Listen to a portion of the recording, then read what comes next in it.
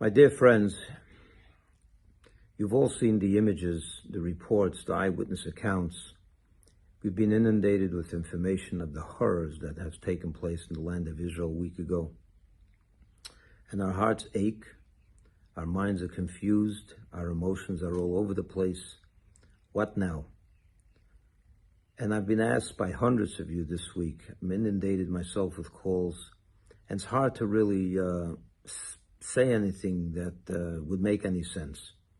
But the good news is that we have a Torah and we have a source to look into in such difficult times as today, as this time, to get guidance, to get clarity, and to be able to move on. So I want to share with you in the next few minutes what I think is an important message and what I've heard from the Lubavitcher Rebbe numerous times when such terrible things have happened, or similar events, maybe not as terrible, but when the Jewish people were in crisis, he gave clarity, he gave a light, he was a shining light to the Jewish people. The Torah tells us that we should never rely on miracles. That when something like this happens, you have to take up arms and you have to fight the people who have done this and obliterate them and protect the Jewish people. As such, we all stand behind the government of Israel, the Israeli Defense Forces, and all those that are busy day and night in physically and naturally protecting the Jewish people. However there are millions of Jews living in the diaspora that are aching to do something as well.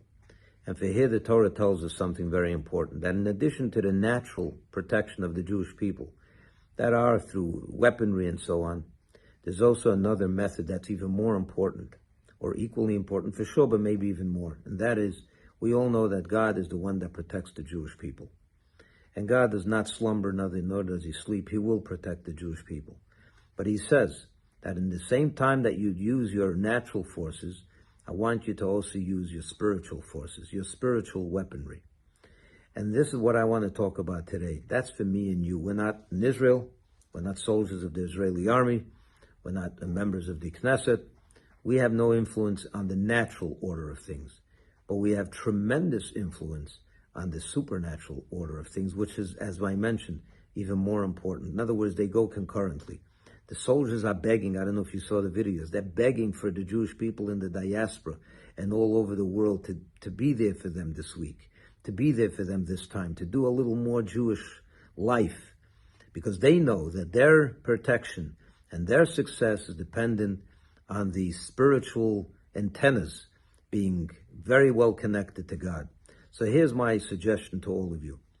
This week and the weeks ahead, and I'm not going to give you specifics. I'll give some suggestions. It's up to you. I know you want to do something, and I know you want to do something for real. This war, I don't know how long it'll take. It will take some time. Here's a suggestion. Maybe over the next few months or weeks, however long this takes, it's more like months, be in shul every Shabbos. Maybe, just maybe. Maybe for the next few months, if that doesn't work for you, maybe pray every day for 5 minutes on behalf of our Jewish brothers and sisters. Maybe if you have the ability, put on tefillin for the next few months if you don't do it every day yet. Or if you're a woman and you want to do something, of course, light Shabbos candles for the next few months, at least. It's not a hard thing to do, and so on and so forth. There's so many different things, and the soldiers are begging for it. God wants it. We want it. This is our call to action. Do something. The soldiers are putting their very life on the line for this at this moment. Let's put our little bit of effort on the line in this little moment where we want to help so much. This is the help you can do. You can give money, yes. You can send money to the different organizations, and there's so many very good ones, and you should do that. But if that's not enough for you, and that shouldn't be enough, do something spiritual as well. Do a little more mitzvahs. This Shabbos is Shabbos Bereshis. This Shabbos, the shul should be packed. Every Jew should come to hear the beginning of the new reading of the Torah. They bombed us. They destroyed our children and our wives and our women and our elderly. And what they did was on Simchas Torah, the day that we start the new Torah. Let's be there tomorrow in droves to be there to start the new Torah with them. But pick whatever you want, but get involved. Don't stay home. Don't stand alone now. Get involved in community. Be part of the Jewish story. This is your moment. Rise up. Take up arms, the spiritual arms that are available to you, and help our Jewish brothers and sisters in the land of Israel. Shabbat Shalom, and may God help our soldiers. May God help the government make the right decisions and obliterate the evil from the face of the earth once and for all, so that Mashiach can finally come and put an end to all of this forever and ever. Shabbat Shalom.